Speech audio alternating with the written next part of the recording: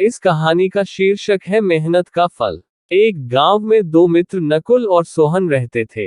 नकुल बहुत धार्मिक था और भगवान को बहुत मानता था, जबकि सोहन बहुत मेहनती थी। एक बार दोनों ने मिलकर 1 बीघा जमीन खरीदी, जिससे वह बहुत फसल उगाकर अपना घर बनाना चाहते थे। सोहन तो खेत में बहुत मेहनत करता, लेकिन नकुल कुछ काम नहीं करता, बल्कि मंदिर में जाकर भगवान से अच्छी फसल के लिए प्रार्थना करता था। इसी तरह समय बीतता गया। कुछ समय बाद खेत की फसल पककर तैयार हो गई, जिसको दोनों ने बाजार ले जाकर बेच दिया और उनको अच्छा पैसा मिला। घर आकर सोहन ने नकुल को कहा कि इस धन का ज्यादा हिस्सा मुझे मिलेगा, क्योंकि मैंने खेत में ज्यादा मेहनत की है। ये बात सुनकर नकुल बोला, नहीं, धन का तुमसे ज्यादा हिस्सा मुझे मिलना चाहिए, क्योंकि मैंने भगवान से इसकी प्रार्थना की, तभी हमको अच्छी फसल हुई। भगवान के बिना कुछ संभव नहीं है। जब वह दोनों इस बात को आपस में नहीं सुलझा सके तो धन के बंटवारे के लिए दोनों गांव के मुखिया के पास पहुंचे।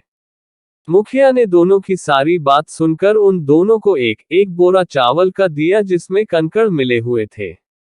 मुखिया ने कहा कि कल सुबह तक तुम दोनों को इसमें से चावल और कंकड़ अलग करके लाने हैं, तब मैं निर्णय करूंगा कि इस धन का ज्यादा हिस्सा किसको मिलना चाहिए। दोनों चावल की बोरी लेकर अपने घर चले गए। सोहन ने रात भर जागकर चावल और कंकड़ को अलग किया, लेकिन नकुल चावल की बोरी को लेकर मंदिर में गया और भगवान से चावल में से कंकड़ अलग करने की प्रार्थना की। अगले दिन सुबह सोहन जितने चावल और कंकड़ अलग कर सका उसको ले जाकर मुखिया के पास गया, जिसे देखकर मुखिया खुश हुआ। नकुल वैसी की वैसी बोरी को ले जाकर मुखिया के पास गया। मुखिया ने नकुल को कहा कि दिखाओ तुमने कितने चावल साफ किए हैं। नकुल ने कहा कि मुझे भगवान पर पूरा भरोसा है कि सारे चावल साफ हो गए होंगे। जब बोरी को खोला गया तो चावल और कंकड़ वैसे के वैसे ही थे।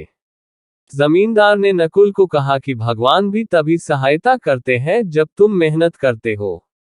जमींदार ने धन का ज्यादा हिस्सा सोहन को दिया। इसके बाद नकुल भी सोहन की तरह खेत में मेहनत करने लगा और अब की बार उनकी फसल पहले से भी अच्छी हुई।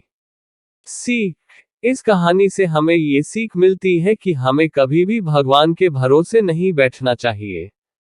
हमें सफलता प्राप्त करने के लिए मेहनत करनी चाहिए। आशा करता हूँ ये कहानी आपको पसंद आई होगी। इस कहानी पर आपका क्या सोचना है, हमें कमेंट करके जरूर बताएं। कहानी अच्छी लगी हो तो लाइक, सब्सक्राइब और शेयर जरूर करें।